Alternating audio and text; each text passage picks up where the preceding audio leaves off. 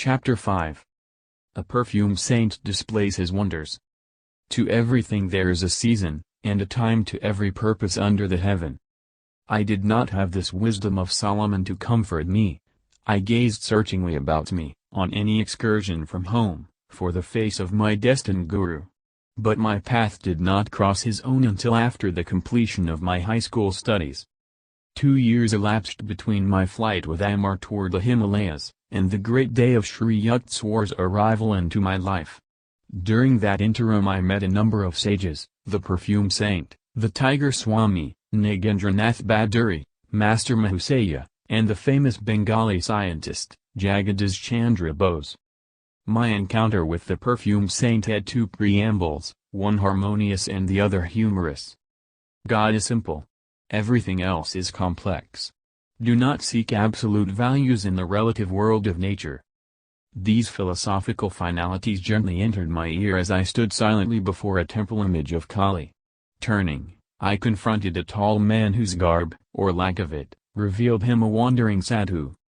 You have indeed penetrated the bewilderment of my thoughts. I smiled gratefully. The confusion of benign and terrible aspects in nature, as symbolized by Kali One, has puzzled wiser heads than mine. Few there be who solve her mystery. Good and evil is the challenging riddle which life places sphinx-like before every intelligence.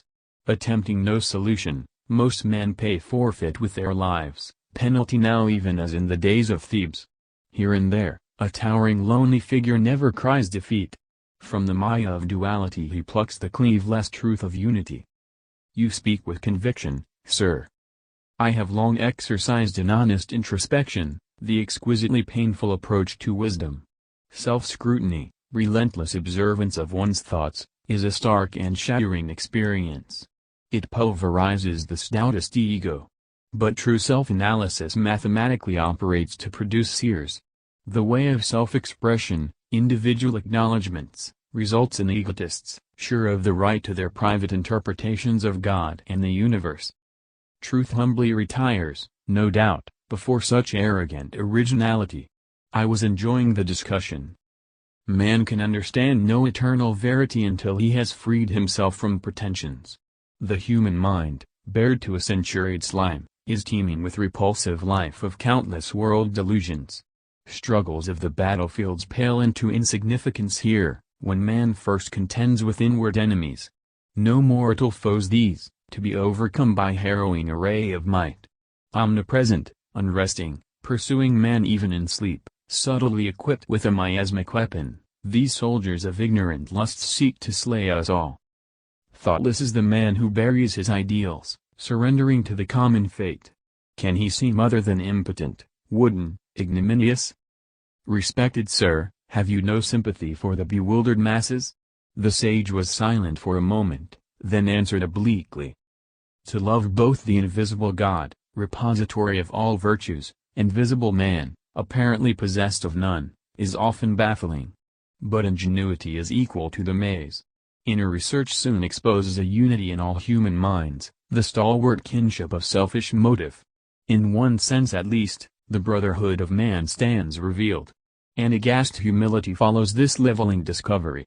It ripens into compassion for one's fellows, blind to the healing potencies of the soul awaiting exploration. The saints of every age, sir, have felt like yourself for the sorrows of the world. Only the shallow man loses responsiveness to the woes of others' lives, as he sinks into narrow suffering of his own. The sadhu's austere face was noticeably softened. The one who practices a scalpel self-dissection will know an expansion of universal pity. Release is given him from the deafening demands of his ego. The love of God flowers on such soil. The creature finally turns to his Creator, if for no other reason than to ask in anguish, "Why, Lord, why?" By ignoble whips of pain, man is driven at last into the infinite presence, whose beauty alone should lure him. The sage and I were present in Calcutta's Kalayat temple, whither I had gone to view its famed magnificence. With a sweeping gesture, my chance companion dismissed the ornate dignity. Bricks and mortar sing us no audible tune, the heart opens only to the human chant of being. We strolled to the inviting sunshine at the entrance, where throngs of devotees were passing to and fro. You are young. The sage surveyed me thoughtfully. India too is young. The ancient rishis laid down ineradicable patterns of spiritual living. Their hoary dictums suffice for this day and land. Not outmoded, not unsophisticated against the guiles of materialism, the disciplinary precepts mold India still. By millenniums, more than embarrassed scholars care to compute! The skeptic time has validated Vedic worth. Take it for your heritage. As I was relevantly bidding farewell to the eloquent sadhu, he revealed a clairvoyant perception: after you leave here today, an unusual experience will come your way. I quitted the temple precincts and wandered along aimlessly. Turning a corner, I ran into an old acquaintance, one of those long-winded fellows whose conversational powers ignore time and embrace eternity. I will let you go in a very short while, if you will tell me all that has happened during the 6 years of our separation. What a paradox! I must leave you now. But he held me by the hand, forcing out tidbits of information. He was like a ravenous wolf, I thought in amusement. The longer I spoke, the more hungrily he sniffed for news. Inwardly I petitioned the goddess Kali to devise a graceful means of escape. My companion left me abruptly. I sighed with relief and doubled my pace, dreading any relapse into the garrulous fever. Hearing rapid footsteps behind me, I quickened my speed. I dared not look back. But with a bound, the youth rejoined me, jovially clasping my shoulder. I forgot to tell you of Gandabubba, perfume saint, who is gracing yonder house. He pointed to a dwelling a few yards distant. Do meet him, he is interesting. You may have an unusual experience. Goodbye, and he actually left me. The similarly worded prediction of the sadhu at Kalayat temple flashed to my mind. Definitely intrigued, I entered the house and was ushered into a commodious parlor. A crowd of people were sitting, orient-wise, here and there on a thick orange-colored carpet. An odd whisper reached my ear. Behold Gandabubba on the leopard skin. He can give the natural perfume of any flower to a scentless one, or revive a wilted blossom, or make a person's skin exude delightful fragrance. I looked directly at the saint, his quick gaze rested on mine. He was plump and bearded, with dark skin and large, gleaming eyes. Son, I am glad to see you. Say what you want. Would you like some perfume? What for? I thought his remark rather childish. To experience the miraculous way of enjoying perfumes. Harnessing God to make odors? What of it? God makes perfume anyway. Yes, but he fashions frail bottles of petals for fresh use and discard. Can you materialize flowers? I materialize perfumes, little friend. Then scent factories will go out of business. I will permit them to keep their trade. My own purpose is to demonstrate the power of God. Sir, is it necessary to prove God? Isn't he performing miracles in everything, everywhere? Yes, but we too should manifest some of his infinite creative variety. How long did it take to master your art? 12 years. For manufacturing scents by astral means. It seems, my honored saint, you have been wasting a dozen years for fragrances which you can obtain with a few rupees from a florist's shop. Perfumes fade with flowers. Perfumes fade with death. Why should I desire that which pleases the body only? Mr. Philosopher, you please my mind. Now, stretch forth your right hand. He made a gesture of blessing. I was a few feet away from Gandabubba, no one else was near enough to contact my body.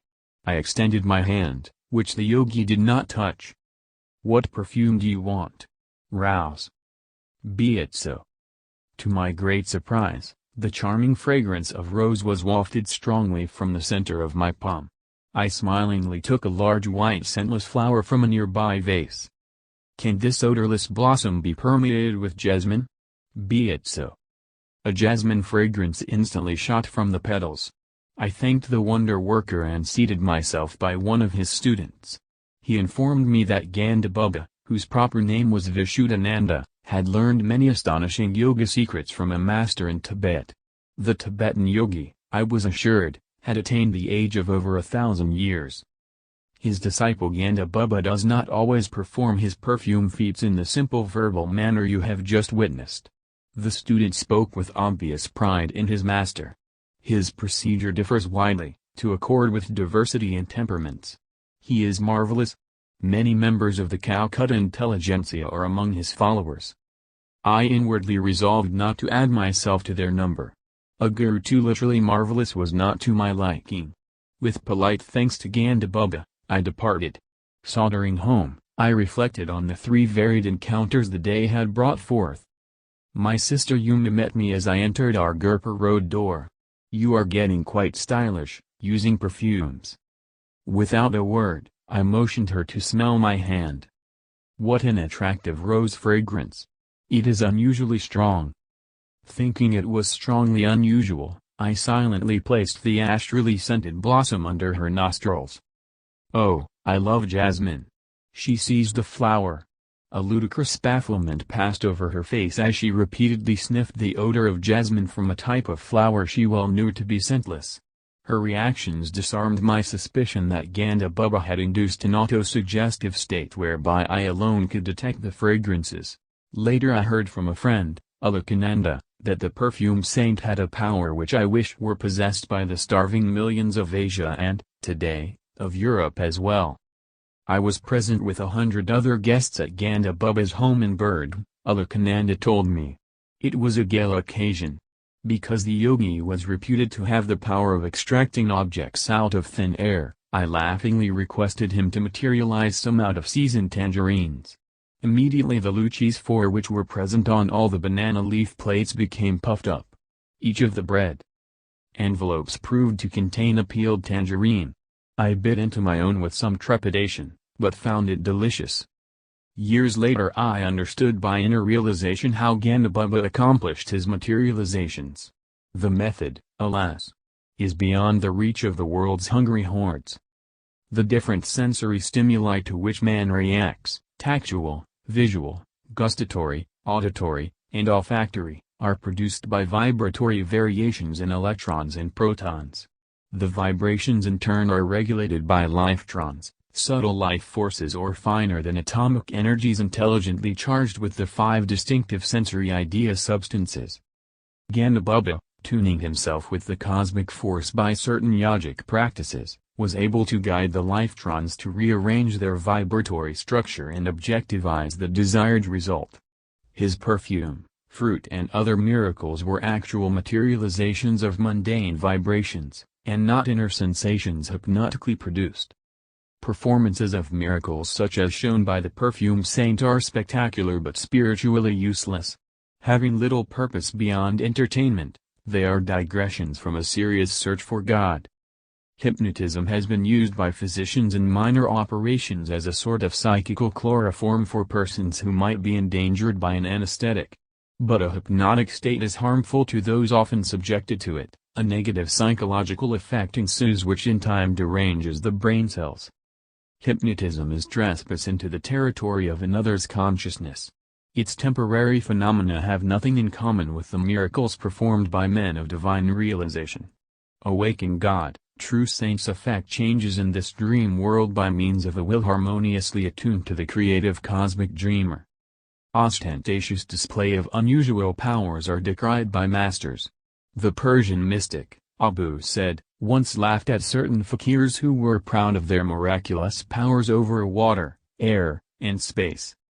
A frog is also at home in the water. Abu said pointed out in gentle scorn. The crow and the vulture easily fly in the air, the devil is simultaneously present in the east and in the west. A true man is he who dwells in righteousness among his fellow men, who buys and sells, yet is never for a single instant forgetful of God. On another occasion the great Persian teacher gave his views on the religious life thus: to lay aside what you have in your head, selfish desires and ambitions, to freely bestow what you have in your hand, and never to flinch from the blows of adversity. Neither the impartial sage at Kalayat temple nor the Tibetan-trained yogi had satisfied my yearning for a guru. My heart needed no tutor for its recognitions, and cried its own bravos. The more resoundingly because unoften summoned from silence. When I finally met my master, He taught me by sublimity of example alone the measure of a true man. End of the chapter.